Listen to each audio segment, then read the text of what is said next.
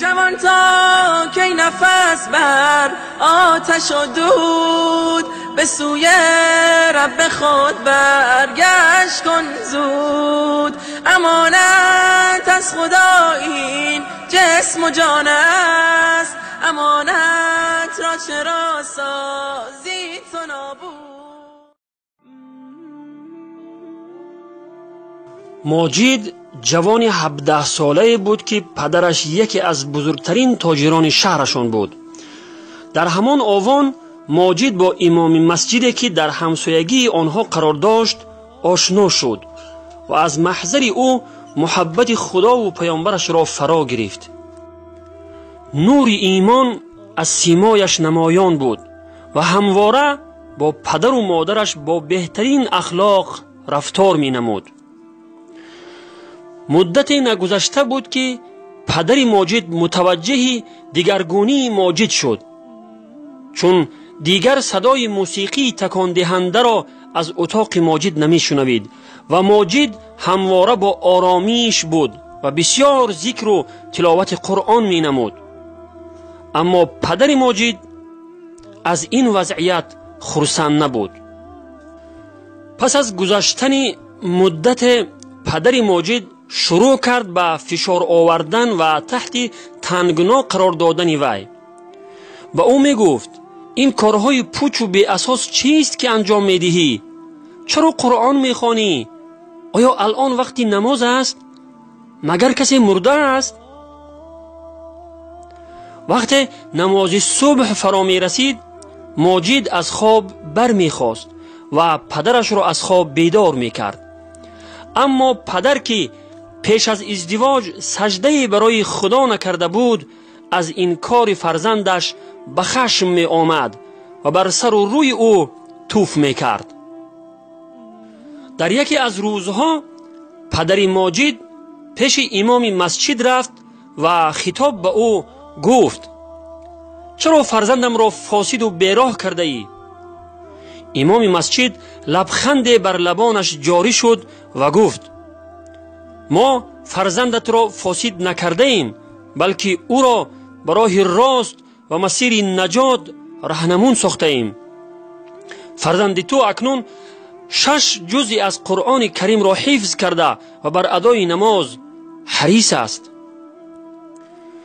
پدر ماجد گفت ای فرومایه، اگر دوباره فرزندم را همراه تو ببینم و یا این که در مجلس و درسهای شما شرکت می کند استخوانهایت را می شکنم. سپس بر سر و روی امام توف کرد و رفت. امام مسجد گفت خدا خیرت دهد و تو را به راه راست هدایت فرماید. پدر ماجد به برادرزاده‌اش که جوان مشهور به فساد و بیراهگی بود پیشنهاد کرد که همراه با ماجد سفر تفریحی به یکی از کشورهایی که فساد در آنجا رواج دارد بروند تا اینکه از دوستانی به قول خود فاسد و امام مسجد فاصله بگیرد و دور باشد. پسر عموی ماجد خطاب به ماجد گفت نظرت چیست سفری را به اسپانیا برویم و آثار فرهنگ و تمدن اسلامی که در آنجا وجود دارد را از نزدیک مشاهده نماییم؟ ماجد چون در آغاز مسیر استقامت بود پیشنهاد وی را پذیرفت و همراه او به اسپانیا روانه شد. پدر ماجد همه خراجات سفر را به عهده گرفت. ماجد و پسر عمویش پس از رسیدن به اسپانیا در مهمانخانه‌ای که در همسایگی آنها رقاصخانه و کلوب شبانه وجود داشت اقامت گزیدند. پسر عموی ماجد چون شب فرا می رسید به آن رقاصخانه می رفت، اما ماجد از همراهی وی خودداری می نمود و در اتاق خویش به ذکر و یاد خداوند مشغول می شد. پس از گذشت مدت ماجد همراه پسر عمویش به آن رقاصخانه گام نهاد و اندک اندک به رقصیدن با زنان آنجا بوده شروع نمود. دیری نگذشت که همان نمازهایی را که در مهمانخانه به جای می آورد ترک نمود و با اذکاری که بر زبان جاری می ساخت وداع کرد. در یکی از روزها پسر عموی ماجد سیگاری را که آمیخته به نوع مواد مخدر بود به او تعریف نمود و ماجد نیز پذیرفت و پس از آن در چاه تاریکی ها سقوط نمود. ماجد دیگر از هیچ چیز باک نداشت، نه از سیاهی و کبود شدن اطراف چشمانش و نه از شب گذرانی و نه از زنا و زنان رقاصه و نه از ترک نمازهایش. پس از گذشت مدت ماجد با پدرش تماس گرفت تا مقدار پول برای وی بفرستد. پدر پس از شنیدن این سخن نزدیک بود از خوشحالی پرواز کند. ماجد روز به روز بیشتر در گرداب فساد فرو می رفت تا اینکه در دام مصرف گرائین افتاد. مدت ویزه آنها به پایان رسید.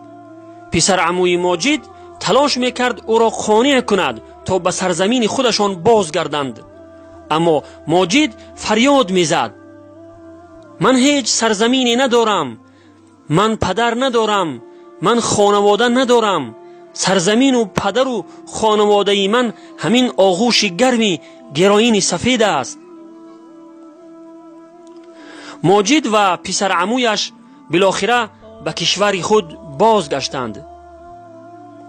پدر ماجد جهت استقبال آنها به فرودگاه آمده بود، اما به محض مشاهده فرزندش متوجه شد که او تماما دگرگون شده است و اوضاع او بیجاست.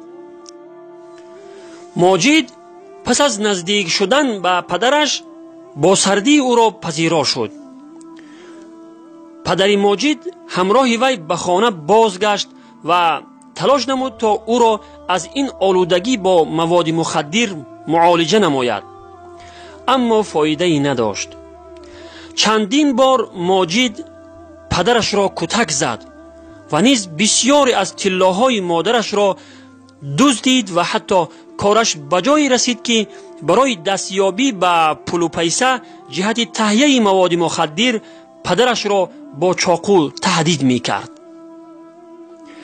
در یکی از روزها پدر ماجد به نزد امام مسجد رفت و خطاب به او گفت: مرا ببخش، من بر سر و روی شما توف کردم و با بی‌ادبی با شما رفتار کردم، اما الان میخواهم ماجد را به سوی خودت بازگردانی. ماجد اسیر مواد مخدر شده است. خواهش میکنم او را به حال اولش بازگردان. او را به نماز بازگردان. او را در حالی که پاک شده است به من بازگردان. اما امام مسجد لبخند زد و گفت: ای پدر ماجد، با صداقت تمام از خداوند بخواه که او را هدایت کند، زیرا هدایت تنها به دست اوست.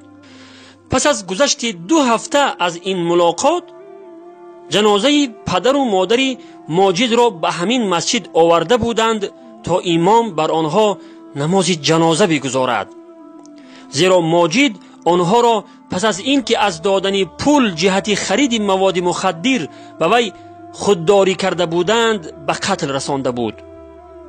ماجد در حالی که در پس پنجره های زندان نشسته بود و در حالی که اشک از چشمانش جاری بود می گفت: چرا پدر جان؟ گناه من چی بود؟ آیا مگر اسلام تو را به خوشرفتاری با فرزندانت امر نکرده بود؟ انا همین است نتیجه دور ماندن از تعلیمات اسلامی. پدران و مادران عزیز، از دیندار شدن فرزندانتان ناراحت نشوید. کوشش نمایید تا فرزندانتان دیندار شوند و تعلیمات اسلامی را خوب فرا گیرند و یک مسلمان واقعی شوند.